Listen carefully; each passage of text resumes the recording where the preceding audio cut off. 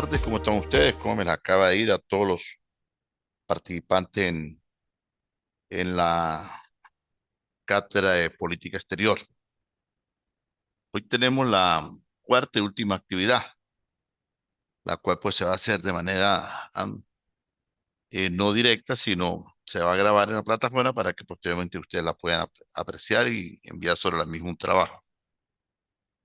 Va a ser analógica. ¿Por qué? Porque mañana hay una actividad en la universidad y entonces no se puede hacer esta clase, entonces la vamos a dejar hoy en plataforma. Por favor, le agradezco verificarla y enviar un resumen de lo tratado en esta clase para el día más tarde, el día miércoles a las 12 del mediodía. El resumen, pues queda discrecionalidad de ustedes mandar las cuantías que consideren convenientes en una especie de un trabajo, pero haciendo un bosquejo de lo que vamos a tratar. Tenemos algunos acontecimientos que han suscitado a nivel de política exterior en todos estos días que llama poderosamente la atención de nuestro continente. Uno de ellos ha sido la puesta nuevamente en marcha de los desplazados para su ingreso a Estado norteamericano por un lapso que está programado hasta los mediados del mes de diciembre, lo cual generó, pues, si se quiere, que algunas personas que permanecían a las orillas del río Bravo pudieran, pues, tener acceso, y algunas otras personas que en realidad, pues, se devolvieron y prácticamente perdieron todo la inversión que habían hecho inicialmente. Llama también poderosamente la atención la negativa del gobierno panameño de permitir el ingreso de los venezolanos que venían de vuelta porque les estaban pidiendo la visa y automáticamente pues no la tienen, entonces se han visto obligados a desplazarse hacia Costa Rica, donde Costa Rica también exige visa, pero ha aplicado la parte humanitaria y ha permitido el ingreso de los mismos, así como han existido algunos vuelos humanitarios en acuerdo entre el presidente, gobierno venezolano y el gobierno mexicano para poder traer a esas personas que se encontraban por allí, si se quiere, varadas por su propia voluntad allí en suelo mexicano. De igual manera, es de analizar desde el punto de vista constitucional y desde el punto de vista político la destitución del presidente Castillo de Chile, perdón, de Perú, al que algunos mencionan que su apresurada decisión de dar un golpe de Estado, destituyendo al Congreso en pleno, pues generó que no sucediera tal como lo había planificado o como lo asesoraron para hacerlo, ya que las fuerzas policiales y las fuerzas militares no le dieron el apoyo necesario y pues cuando el mismo Congreso que estaba entre comillas destituido por el mandatario, pues hizo la sección y lograron aglutinar 101 votos, ya que con 82 votos era más que suficiente, pero 101 votos, y quedó destituido. Hoy en día ya no presidente de la República, sino si se quiere, recluido en un centro penitenciario donde se encuentra también el expresidente Alberto Fujimori. Son cosas que han ido sucediendo en el transcurso de esta semana y que como política exterior vale la pena mencionar. De igual manera, la penalización de 6 años de cárcel por acto de corrupción a la ciudadana expresidenta Cristina Kirchner y su inhabilitación política, la cual la aborda pues del universo político de aspiraciones a futuro, al menos que exista un cambio que cambie el calificativo de esta sentencia. Como hablamos un poco, si se quiere, cerrando con los aconteceres de lo que ha sido en el Mercosur, pues vamos ahorita a hablar de la hora del Mercosur en el nuevo granero global. La política exterior, hoy vamos a hablar un poco ya de Venezuela, que hemos comentado un poco, y vamos a ir hacia ciertos campos internacionales y traer a cotación algunas cosas que suceden. Y una de las cosas que suceden, según las revistas que tienen que ver con política exterior, y en algunos articulados que hacen algunos escritores o cronistas de estas revistas a nivel mundial, pues hablan del desarrollo económico, político de la región. Y es así como se enfocan en la hora del Mercosur, el nuevo granero global. Granero porque es el que produce, pues si se quiere, se le da este nombre, el granero global, porque es el que produce, si se quiere, y abastece a gran parte del mundo con lo que llamamos el trigo, el maíz, la cebada y el aceite de girasol.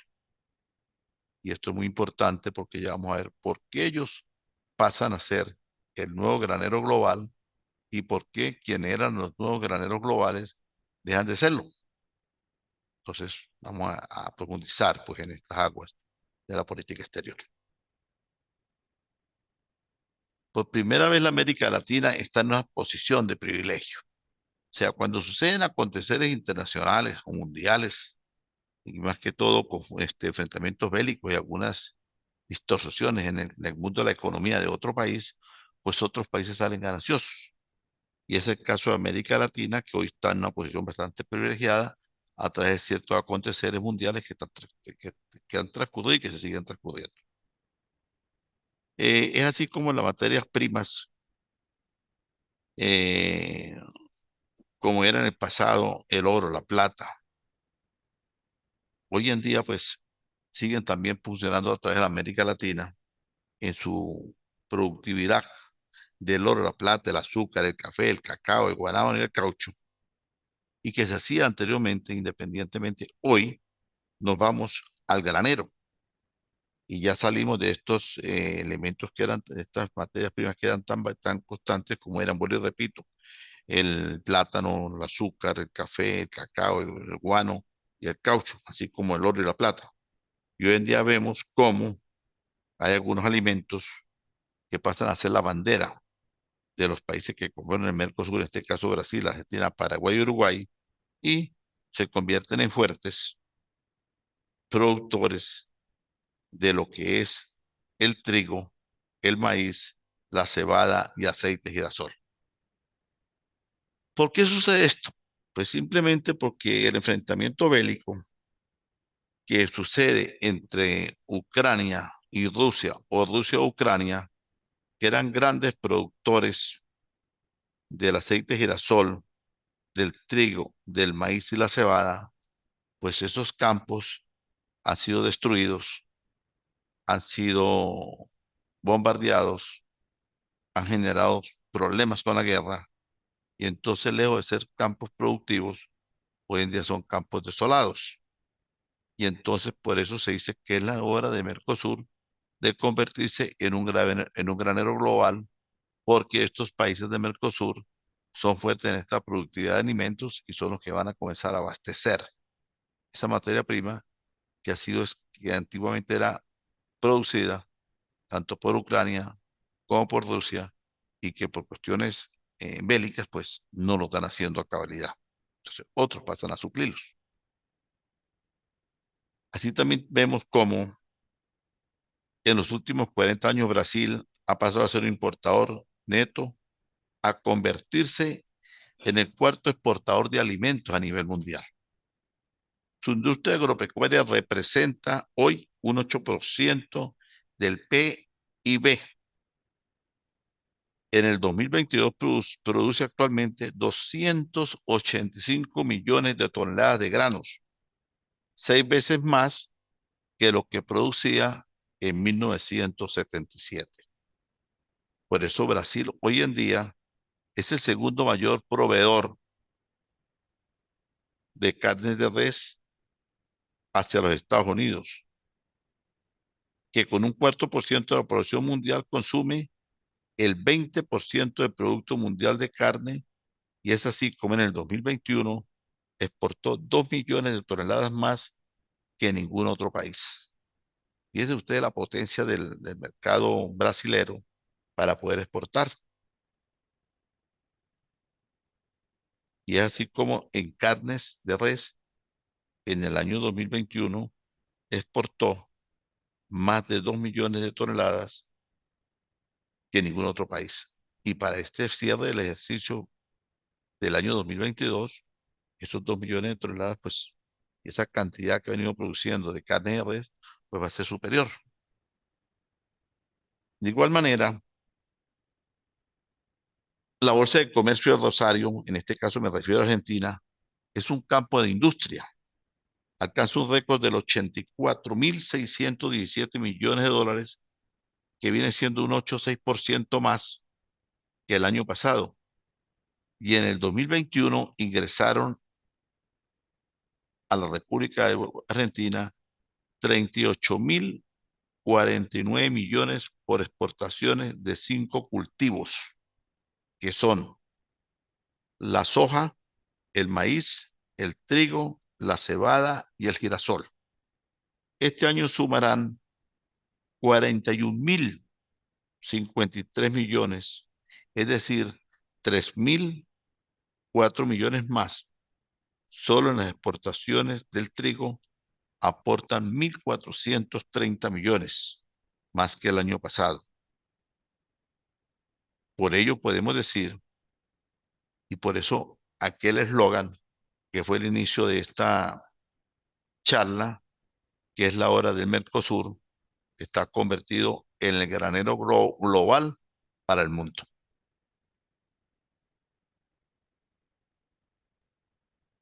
Pero hay una hambruna, lamentablemente pues hay una hambruna, pero no toca a la América, sino más que todo para la parte europea. Según el Instituto Internacional de Investigaciones de Políticas Alimentarias, Ucrania y Rusia suministran un 12% de las calorías mundiales. Entre ambos países representaban un 30% de la producción mundial de trigo y cebada y un 20% de la del maíz y la mitad del aceite del girasol. Rusia es además un importante exportador de protasas, urea, amoníaco y otros fertilizantes. Brasil, por ejemplo, importaba el 85% de sus nutrientes químicos que consume en su agricultura y el 30% venía de Rusia. Desde que comenzó la invasión de Rusia, los campos ucranianos se han convertido en los campos de batalla, lo cual ha hecho desaparecer una cuarta parte del mercado de los girasoles, que era la potencia de este país. Y se cree que independientemente de los esfuerzos que hace para seguirse manteniendo, para este año deben de cerrar más o menos en un 50% de la caída de la producción que tenían bruta. Es decir, de un 20 o 30%, sus cultivos pueden ser sembrados o cosechados, porque la situación bélica que enfrenta, pues cada día va en detrimento y en deterioro de la productividad de estos granos y de los girasoles que producían aceite. O sea, va generando menos ingresos y más empobrecimiento para Ucrania y para Rusia. Se cree que a nivel del mundo 36 países dependían de Rusia y Ucrania para más de la mitad de sus importaciones de trigo. La materia prima era esencial para estos países para lograr la pasta, el pan y harinas. Los países de África y Oriente Próximo están entre los más amenazados por el desabastecimiento de los alimentos que ha producido el enfrentamiento bélico entre Ucrania y Rusia. La seguridad alimentaria de algunos países peligra. Y es así como Egipto, el mayor importador de trigo del mundo, obtiene el 75% de trigo que consumían ambos países. Hoy en día se ve mermado Egipto para tener importación de estos productos y está tocando otros mercados que se están reflejando en los mercados americanos. Turquía, con un 85% también de productividad de alimentos. India importaba el 77% de los girasol, del aceite girasol de Ucrania. Y China importaba de Ucrania el 66%, el 63% del aceite girasol. Fíjense ustedes cómo una gran potencia como China estaba subyugado, sometido a la importación del aceite girasol de Ucrania por el 63% de su consumo anual. Y la India también se ve obligada en importar el 77% de su consumo directamente de Ucrania. Y Egipto y Turquía y todos esos países eran fuertes potenciales exportadores de estas materias primas, de estos graneros que producían tanto Rusia como Ucrania, y que esta guerra o este enfrentamiento bélico, lejos de producir rentabilidad económica, genera pobreza. Y esa pobreza poco a poco se va viendo que el per cápita de ambos países pues, va a ir mermando y va a generar determinada hambruna para su población.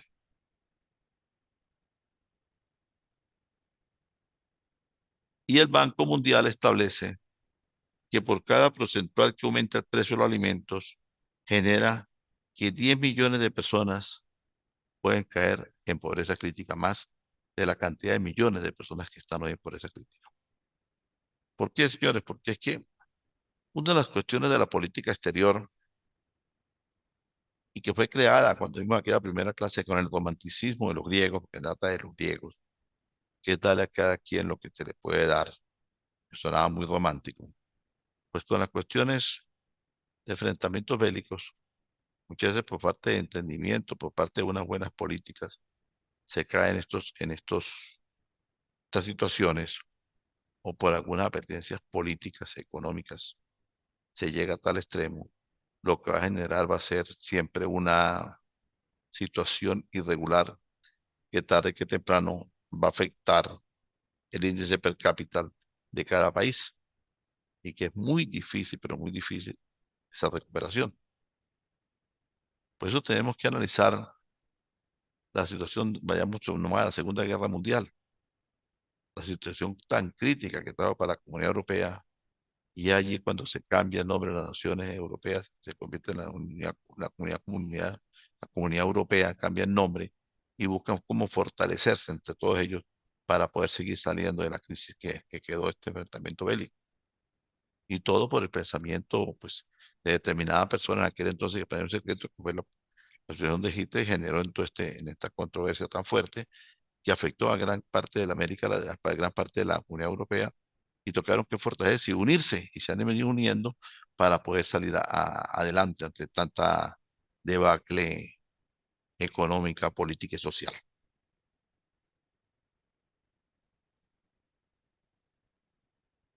Aparte, no solamente de granero, Europa importaba de Rusia el 25% de nitrógeno, fosfato, potasio para su consumo.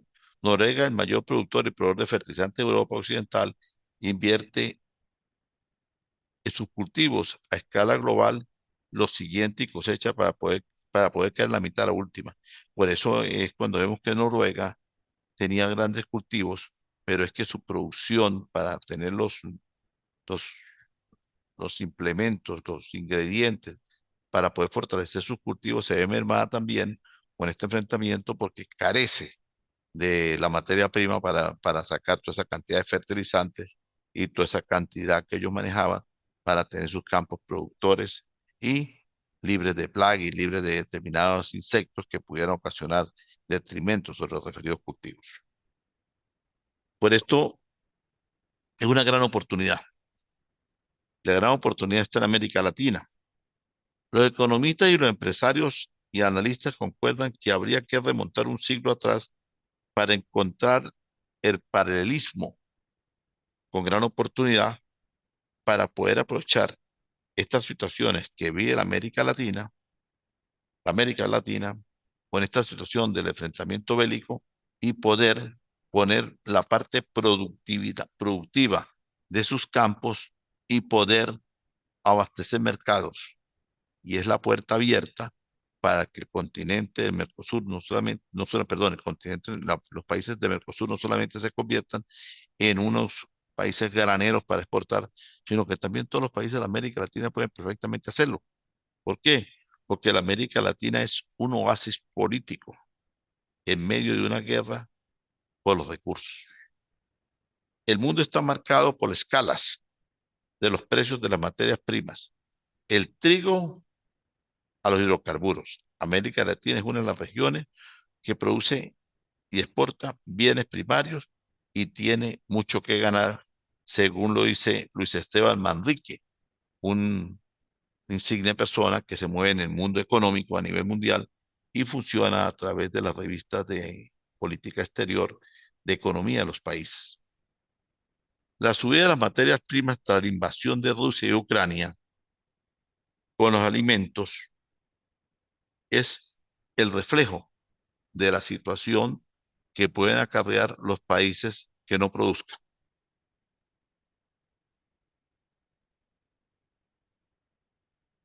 La situación de este conflicto bélico ha impactado que Rusia deje de cubrir los suministros que tenía referente a trigo, aceites, fertilizantes, ya que era un gigante que producía más o menos del 25 al 30% para la producción mundial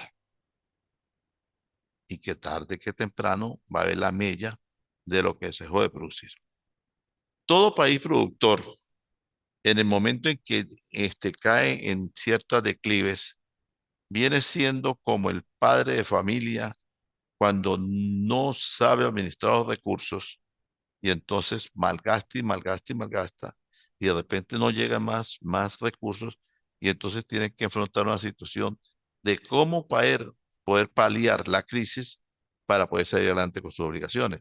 Pero es bastante difícil porque ha hecho una mella, ha mermado allí en su productividad y no ha sabido aprovechar sus recursos. Y entonces cuando cae en una bancarrota, las empresas, los negocios, en la vida social, la vida económica, y así pasa con las grandes potencias del mundo y que puede ser aprovechado perfectamente por otras personas, por otros gobernantes que saben manejar la economía y saben diseñar aquellas políticas que ya no son políticas exteriores, son políticas internas de la política del campo, la política de la productividad, la política de vialidad y la política económica de desarrollo interno que le permite pues comenzar a producir para mantenerse de la escasez que tenía porque no tiene la importación y a su vez poder también exportar y captar un mercado que está ahí abierto simplemente para que alguien lo invada de una manera legal y de una manera productiva, que es lo que está pasando ahorita con la situación de Ucrania y Rusia.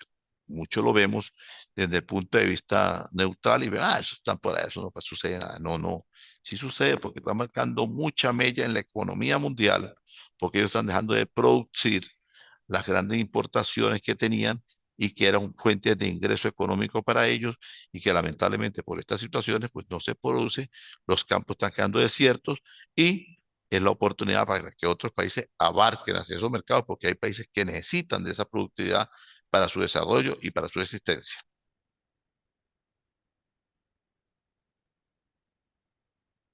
Yo pues quería tocarles la inversión que ronda entre China y Estados Unidos. Para nadie es un secreto que la República China maneja una ideología política de mercado dentro del comunismo, pero que va enmarcado a través de la población en una fase productiva, una fase comercial, en una base industrial que lo convierte en una potencia mundial. Porque en China no se vive de la parte filosófica del comunismo. En China se vive de la parte de productividad, la parte de desarrollo económico y la parte de industrialización. Y por eso vemos que los grandes marketing de empresas estadounidenses, algunas latinas y otras de otros países del mundo, tienen su punto de producción dentro de la República China y tienen sus talleres allí y producen determinadas marcas, pero son con manufactura china, porque es demasiada la mano de obra que existe, pero bajo patrones de supervisión de los países propietarios de esas marcas. Y eso ha hecho que el gobierno chino capte mercados internacionales y ahorita hasta este catombe que ha existido entre el enfrentamiento bélico entre Ucrania y Rusia, pues los chinos han ido captando mercados y siguen captando mercados y cada día captan más mercados. La inversión directa entre China y Estados Unidos ronda más o menos de 30.000 millones de dólares. En el año 2021 fueron solo 5.000 millones en procesos desintegradores y pone una duda la habilidad de una división mundial en el trabajo de Europa y en el trabajo de Estados Unidos.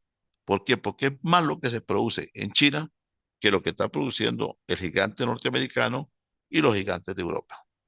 Porque es que el gobierno chino se ha dedicado a fomentar la producción, a fomentar la actividad comercial, industrial, convirtiéndose en una gran potencia mundial. Y eso se denomina, y que lo dicen los economistas, es el despertar del monstruo asiático. Los países asiáticos están invadiendo por todas partes.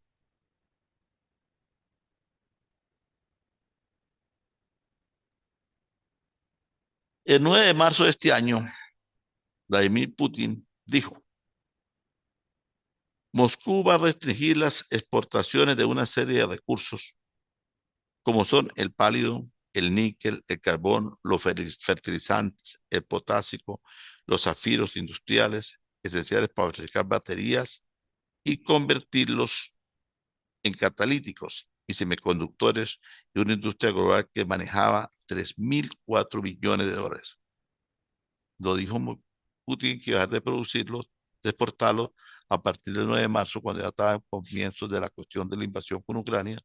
Y entonces, pues, los economistas, no en este caso yo que simplemente soy un profesor de derecho y no manejo la parte económica, los economistas dicen que ese fue un grave error que tarde que temprano va a ser muy difícil superar y que va a dejar una gran mella dentro del mercado per cápita de la Unión de Rusia.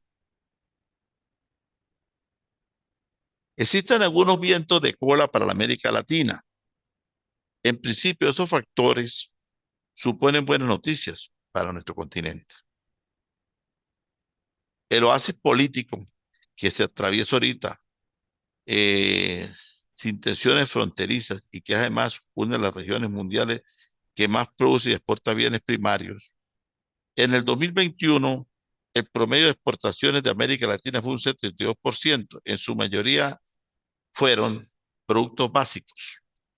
¿Y para dónde se enviaban? El 62%, más o menos un 62% de lo que se producía iba para el África, un 51% iba para Medio Oriente y un 25%, independientemente que China no es una productividad en manufactura, pues también importaba un 25% de nuestro continente, así como importaba gran cantidad de aceite de girasoles para su consumo.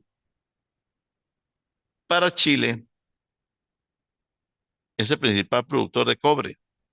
Brasil es el tercero en hierro. México es el mayor productor que existe de plata. Perú se destaca también por producir plata, cobre, oro, hierro. Cuba y Brasil son fuertes en níquel, cuyo peso subió más de un 60% este año, o sea que tienen suficientes ingresos. Venezuela, México, Brasil, Colombia y Ecuador son países petroleros. Si los precios del barril de crudo promedian a $100 este año, la ganancia será inesperada para Colombia y podría ascender 1% del per cápita mundial. La cuenta de Brasil mejoraría y el de Venezuela también se estabilizaría económicamente. Allí hay que meter bastante la vista. ¿Por qué? Porque nosotros, si se quiere, estuvimos en un tiempo, en una fase de productividad petrolera. Posteriormente, pues la industria petrolera fue bajando en su productividad y estuvo, si se quiere, marcando unos mercados muy bajos, a pesar de ser un país prácticamente los creadores de la OPEC, con Pérez Alfonso, hace muchísimos años, y forma parte de la presidencia y todas las cosas que hubo con la OPEC, hemos decaído bastante. Pero hoy en día hay unos vientos que son vientos de cola que vienen para América y entre eso está el convenio suscrito por Estados Unidos a pesar de ciertas divergencias políticas. Se han sucedido algunas cosas y viene la, la fase de negociaciones con Chevron. Y entonces esto genera una industria petrolera productiva nuevamente y que prácticamente puede sacar de cierto colapso económico, político y social a Venezuela y vamos a subir Dios mediante creyendo de que esto va por buen camino y que va a ser así, porque los mercados así lo indican. Por eso podemos decir que todos son buenas noticias. Hablemos de viento de fronda, pero no todas, pero no todas son buenas noticias.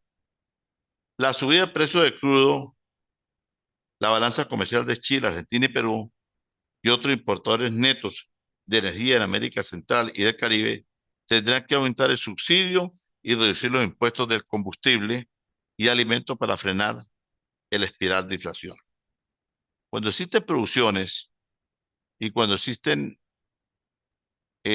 bajas en otros países, pues también existe un índice de inflación, porque se establece que a mayor ingreso, pues puede haber mejor vida, pero también hay muchas inflaciones. Hay algunos mercados especulativos y entonces le corresponderá a los gobiernos de turno buscar los paliativos para que todas estas bondades de los mercados internacionales a través de las políticas exteriores que cada gobierno implemente no vaya a generar posteriormente una espiral de inflación y que le ocasione directamente al pueblo que cada quien gobierna, porque sería caótica también la situación.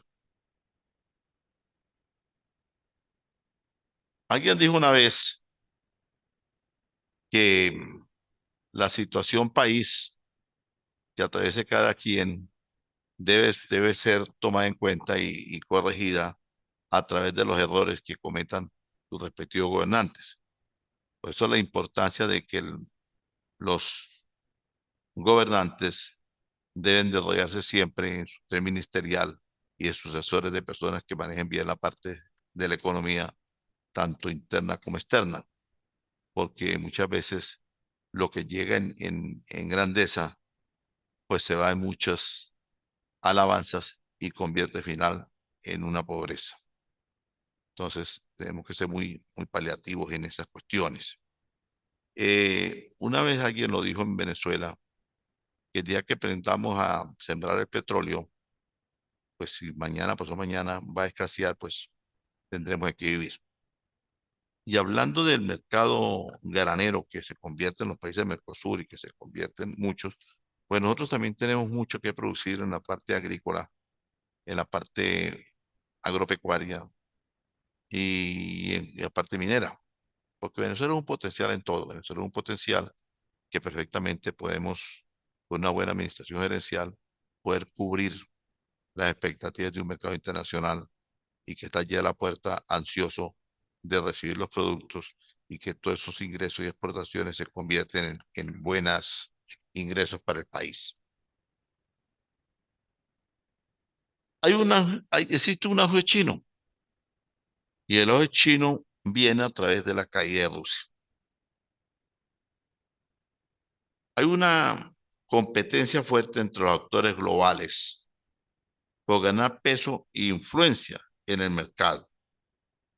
Y China es la protagonista absoluta, total, que está sacando partido y provecho con la guerra a Rusia ante los países latinoamericanos. Y es así como comienza a plantearse de manera pragmática su vínculo en busca de mercados alternativos para sus exportaciones. El gobierno chino ha sido muy astuto y ante esta caída de la situación que se maneja con la guerra Rusia y Ucrania, ellos están buscando cómo captar cada día más mercados latinoamericanos, algunos con préstamos y otros con materias primas y otros colocándole empresas manufactureras para que vayan a producir sus productos allá en China. Y entonces cierra el mercado para su beneficio. Entonces aquí no salimos de aquella ideología comunista, sino es una ideología mercantilista, productivista, industrializada y que solamente genera riqueza, fuentes de ingreso y genera poder económico. Así de sencillo es. O sea, por eso decimos que el monstruo de toda esta situación es única y exclusivamente la República China. El episodio más reciente que tenemos allí, que traigo aquí en mis apuntes, fueron los grandes actores globales en América Latina. Fue China. ¿Y por qué fue el más impulsador en tiempos de crisis? Porque cuando la pandemia del COVID-19, quienes tomaron prácticamente la parte de la América Latina fueron China y Rusia. Fueron la vanguardia que dieron la cooperación sanitaria y fueron los que aportaron las vacunas vendidas, fiadas, regaladas, pero fueron los que aportaron las vacunas para atacar la pandemia del COVID. En nuestro país llegaron las vacunas chinas y en muchos países. Ellos se montaron esto y allí marcaron posición de mercado. Y China marcó más posición después con las famosas mascarillas que todavía existen y que son Made in China.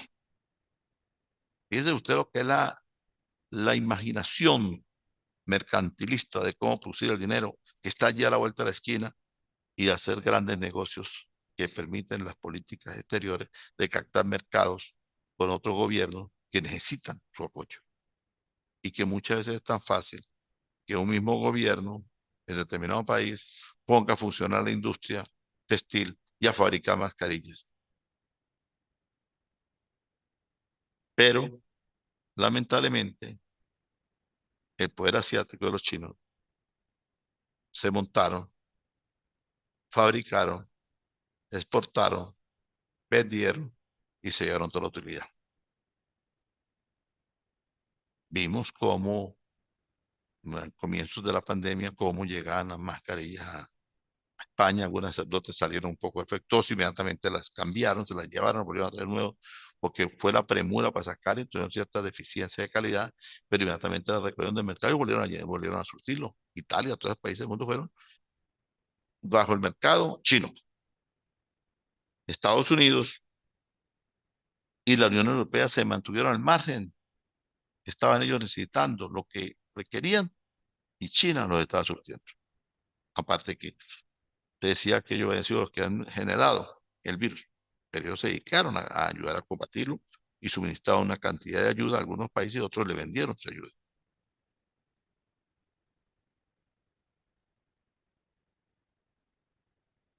La presencia de Rusia, si se quiere, ha ido mermando. Mientras que el dragón asiático se ha asegurado una posición de primisa, o sea, ser el primero en las principales áreas del desarrollo, la presencia de Rusia se ha ido mermando y ya se convirtió en una posición tibia.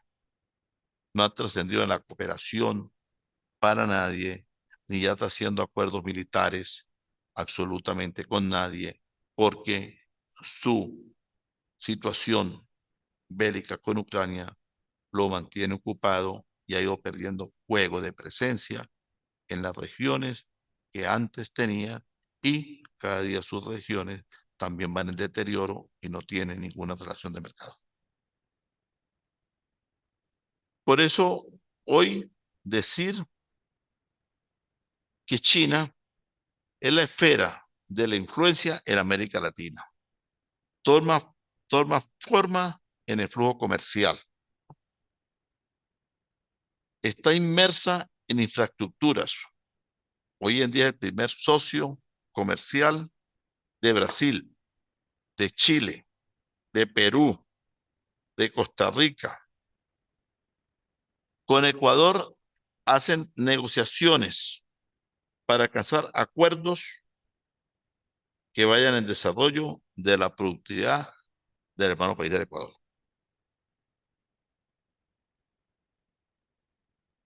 con el área del Caribe de 18.000 millones de dólares que se manejaron en el año 2002. En el año 2021 cerró con 318.000 millones y se presume que para el cierre de este ejercicio fiscal del año 2022 debe estar por encima de más de 150.000 millones de ganancias comparados con el año 2020. Dicho todo esto, con lo cual hemos dialogado y que nos fuimos si se quiere a tocar ciertos campos de lo que es las políticas exteriores, también pudiera concluir diciendo que el área diplomática sirve como termómetro para medir la esfera de influencia de potencias y poner a prueba los respaldos latinoamericanos. En el caso de Rusia, con la guerra con Ucrania, ha hecho perder su atractivo una buena parte de la región. Si bien las recientes visitas de los presidentes de Argentina y Brasil a Vladimir Putin dan muestras de lazos políticos más estrechos con esta nación, de acercamiento, pero son cuestiones de diplomacia. En las últimas votaciones en la Asamblea General de la ONU, solo existen aliados históricos como son Cuba, El Salvador, Nicaragua y Bolivia algunos. Venezuela exhibe su alianza con Rusia, aunque tiene el voto inhabilitado en la ONU y se ve cada día más que va marcando, a pesar de las divergencias, más acercamiento hacia el gobierno norteamericano. Norteamérica, con el presidente Biden, tratan de hacer cada día más acercamiento y también aprovechar este mercado, este vacío que ha dejado la Unión Soviética y se une a la competencia con el país chino, porque Estados Unidos también es fuerte política y económicamente, porque gran productividad de su industria textil y todo se confecciona en China, y al haber un retiro de estas grandes marcas de China, también generaría cierta distorsión en el ingreso económico del mismo. Entonces, ese es el movimiento que existe entre la política exterior de los gobernantes. Ellos se manejan, hacen negocios, hacen una cosa, hacen otra. Y el ejemplo para cerrar esta charla hoy es cómo vemos, independientemente del conflicto que tiene ocupado a Vladimir Putin, Biden le ha planteado hoy la entrega de un prisionero ruso que tenía, que estaba acusado de vender armas dentro del territorio norteamericano y de espionaje, a cambio de que le sea devuelta la jugadora de básquet que se encontraba detenida en Rusia por portar sustancias prohibidas.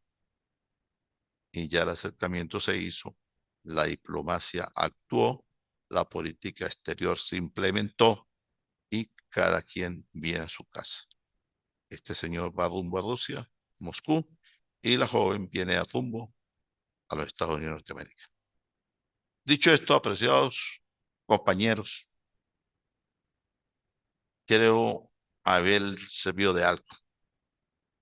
Esos pequeños tópicos que uno maneja, pues, inducen a estar presente, a estar leyendo constantemente el acontecer diario y hablar de política exterior, pues hablaríamos de América en el campo ideológico, en el campo de batalla ecológica, en la evaluación que podemos hacer sobre el globo terráqueo, sobre lo que atañe al continente nuestro, sobre lo que son los mercados per cápita y todas las cosas, pero se necesitaría mucho tiempo y lamentablemente pues he tratado de tocar algunos tópicos de importancia y por eso ya comenzamos hablando de la política exterior desde Juan Vicente Gómez para acá y hemos ido llevando poco a poco la batuta hasta llegar con este cierre que hablamos un poquito de Mercosur, hablamos de los países latinos, hablamos del potencial de China, hablamos del impulso que está motivando a Estados Unidos también para captar mercados y también la amenaza que en cualquier momento puede ceñir sobre China en retirar de todas las zonas manufacturas. Y todo eso pues sería bastante controversial, pero no se va a dar porque esas son negociaciones que se benefician los dos países, tanto Norteamérica como China, y lamentablemente pues el gobierno ruso, pues, con esta cuestión que se ha enfrascado en la guerra con Ucrania, pues, ha ido perdiendo bastante mercados y es así como la Unión Europea también busca oxigenarse con otras partes. Dicho esto, pues solamente me resta dar las gracias por la paciencia que han tenido en lo que hemos podido dialogar. Es una lluvia de ideas solamente. Esta clase se va a montar en la plataforma para que ustedes la vean. Y la clase, el trabajo va a radicar en enviar, por favor, a la plataforma antes del día, el día miércoles, antes de las 12 del día, un tópico sobre lo que se tocó hoy en esta clase. Ya el lunes, mañana creo que está en plataforma o el lunes, entonces ustedes la ven, por favor.